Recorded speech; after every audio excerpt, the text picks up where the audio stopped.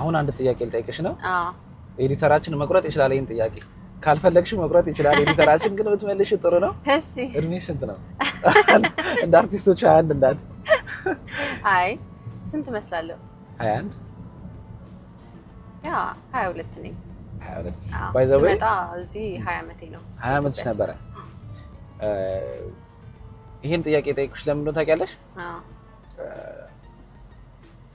ያው አንደኛ ፌመሶች ትቀንሳላችሁ ትንሽ ብዬ ነው ግን ነው ኦኬ የሆነቴ ነው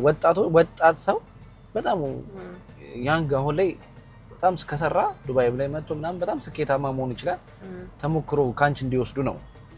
አንደኛ ይሄን ነገር የጠየኩሽ ሁለተኛ ደግሞ ምን መሰለሽ ገርሞኝም ነው የደግሽ አሁን ከመጣሽ 2 ዓመትሽ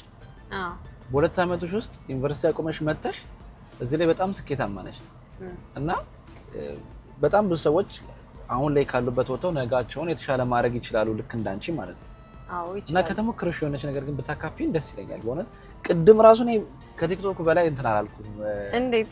ታብራሪልኝ አይ ቲንክ ቲክቶክ ላይ በደንብ ገልጸሽዋል ያለብሽው ቻሌንጅ አይ በጣም እሱማ ብዙ ቻሌንጅ አለው እያንዳንዱ ነገር ከተወራ ብዬ ነው እንጂ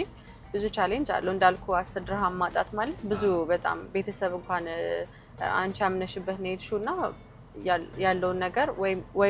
ወይ ወደ ኢትዮጵያ ተመለሺ ወይ ደግሞ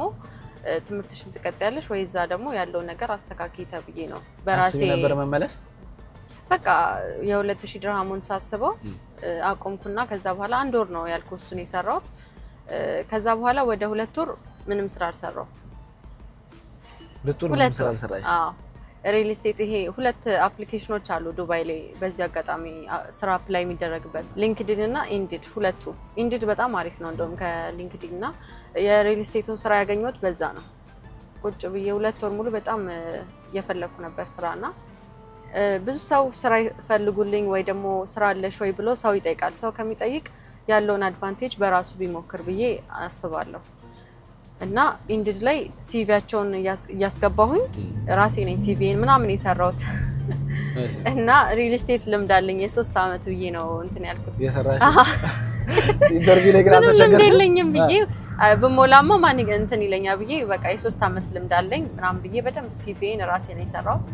ከዛን ያው ምን ያህል ጊዜ ቆየሽ ግን የሪሴፍ ላይ ምን ያህል ጊዜ ቆየሽ ሪል ስቴት ላይ 2 ወር በ2 ወር ውስጥ ለቤት ሸጥሽ አዎ በጣም እንትና ስቴት ብሮከር ነበርኩኝ ምንድነው የሚባለው ገዳለው ነው የሚባለው አዎ አይ እግዚአብሔር ደግሞ ሲረዳኝ ነው እንጂ እኔ እንኳን ልምድም የለኝም ግን እግዚአብሔርም በጣም ረድቶኛል እንደውም አንድ ሪል ስቴት ያው ስማቸው መጥቀስ ላይ ያስፈልግ ይችላል ሲያስተዋውቁ አይቻለውና አንድ ብሮከራቸው 6 ወር ሙሉ ምንም አይነት ስራ አልሰራ አይተሻል እሱ ማስታወቂያቸው እንደ አድቨርታይዚንግም ነው የተጠቀሙት ከ6 ወር በኋላ ግን አንድ ቤት ሲሸጥ ያው የ6 ወር በላይ የሚሆነው ብር አገኘው ሚል ፕሮሞሽን አይነት ነገር ማለት እንግዲህ አስቢው አይ ሪል ስቴትም ብር አለው ግን ካልሸጥክ ምንም ነገር አታገኝም አንቺ ግን አሁን የኛው ሰው ፕሮሞሽን እንኳን የተሰራለት በ6 ወር ውስጥ ሸጠው አንቺ በ2 ወር 2 ቤት ማለት በጣም ብዙ ነው አዎ ብዙ ነው ግን እግዚአብሔርም ሲረዳኝ ነው እንጂ እኔ እንዳልኩ ምንም ልምድ የለኝም ከዛም ደግሞ ባለፈ ብር አለው በደንብ ሪል ስቴትም ግን እስከምትሸጥ ድረስ ምንም ብር አታገኝም በኮሚሽን ነው እስከምትሸጥ ድረስ ከሸጥክ ብቻ ነው የምታገኘው እንጂ ካልሸጥክ ደሞዝ ምናምን የለውም እኔ የገባሁት ደሞዝ የለውም ኖ ሳላሪ ዜሮ ድፍረት ያየከው አዎ በጣም በቃ ባልሸጥ ኖሮ ምንም ብር አላገኝም ድካም ነው ማለት ነው ወጪ ትራንስፖርት ወጪ አንድ ወሯን ከመሸጤ በፊት 1 ወር ያለውን በጣም ሩቅ ነው ሶባሃ ይባላል ራሱና ሩቅ ነው የሚሄደው ወደ ጁሜራ ነው እዛ ድረስ በባቡር ያለ ምንም ሳልከፍል ነው የሚሄደው መሄደውም መመለሰውም ምንም ብር ሳልከፍል ነው ደሞ ትሬሌ በጣም ሰምታችሁ ሄዷላችሁ ደሞ ትሬሌሽን በጣም ድፍረቱም ይጠይቃል በጣም እንጂ ከፍለሽ ነው አትገቢው ዛቻ ምናምን እንደውም አንድ ቲክታክሽን ያው ቲክታክሽ ይመጣልኛል ፎሎወሮች ስለሆነ ለፎሎወሮች ለፎሎወር ለኔ ብቻ ምን አይነት ጊቫዌይ የለ ፎሎወሮች ስለሆነ የፎሎማ አሁን 300,000 ልንገባ ስለሆነ በዚህ አሁን ከዚህ በኋላ 1 ሳምንት ይቀራል ማርች 9 ላይ ያንገት ቪዲዮ ሰርቻለሁ 300,000 ስንገባ ለሁሉም ለፎሎወሮቼ ጊቫዌይ አለ ለምን ይሄ አሁን እኮ ኤዲተሩ ለብቻው ሳውንድ ማውጣት ይችላል እና እኔ የሚሸለምበት መንገድ ማመቻቸት ከፈለደ ያው ማስታወቂያ ከሰራሽ በኋላ ይሄው ባለ እንደዚህ የለም እኛ ጋር እንደዚህ የለም ይሄው ባለ እንደዚህ ነው አይ እኛ ጋር እንደዚህ የለም ከት ማድረግ ይቻላል ከፈቀድሽ ሳውንድ አይቻልም ባይዘው በጊቫዌ ትታወቂያለሽ ግን አንድ ሐሳብ አለችኝ እሷን ሳላ ቆይ ሳረሳት ላንሳትና ስለ ጊቫዌ ደግሞ እንመለሳለን እሺ